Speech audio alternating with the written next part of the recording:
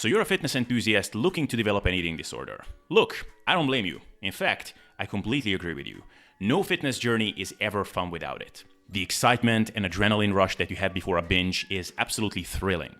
The depression and self-loathing that you have after the binge is also a very unique experience. You have a clear goal and a purpose each and every day, something that most people around you don't have.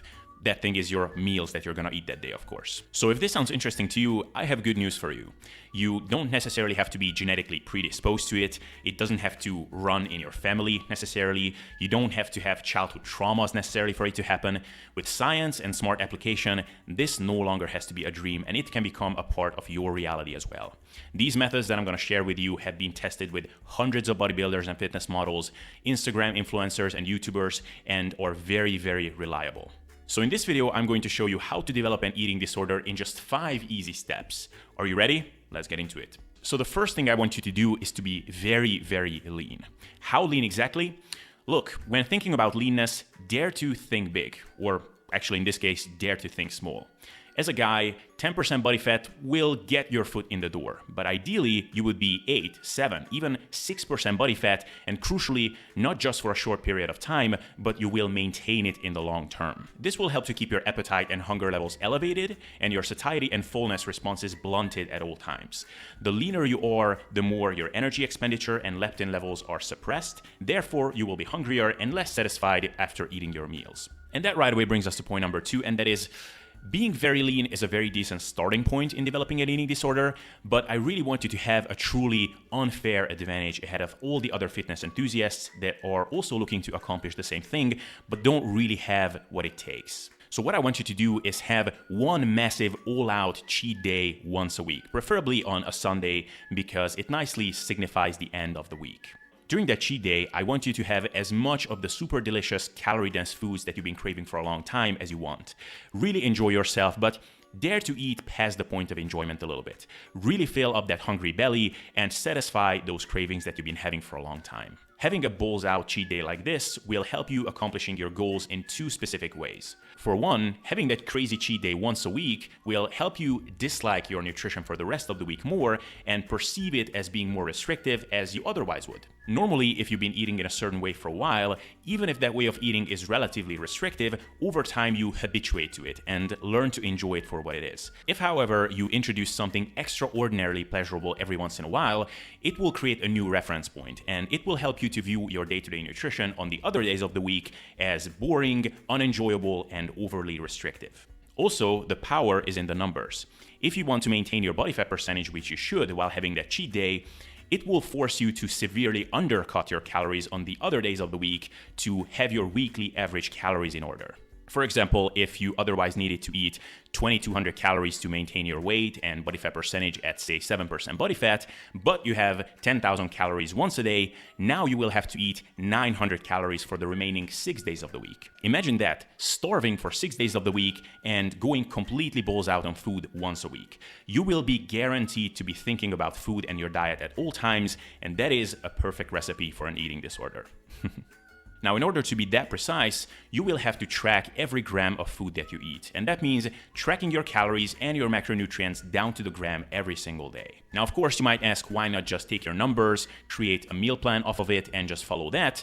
And that question is good, and that right away brings us to point number 4. Look, up until now, it should be clear that in order to maintain a very low percentage of body fat, your calories for the most part will have to be fairly low. However, that doesn't mean that you should be eating boring, plain foods. In fact, I recommend that you do the opposite and eat a large variety of super palatable, very calorie-dense foods. Don't eat similar things every day. In fact, I want you to eat a large variety of food and eat something different pretty much every day. When you go to the grocery store, try to freestyle things and come up with what you're going to eat that day on the go. That will help you to spend more time thinking about food and your diet on the whole every single day. And you can right away see what the main problem is with putting together a meal plan for yourself. That would allow you to get into a routine or a flow with your diet. And that might make you put your entire nutrition on autopilot and you might forget about it altogether. And that might directly sabotage your goals of developing the eating disorder you know you can get. I also want you to eat very calorie-dense, very palatable foods every day. We all know that as long as the foods fit your macros, you can eat pretty much whatever you want. So really enjoy yourself. Of course, you could go for things like veggies, fruits, lean protein, healthy fats, and the like.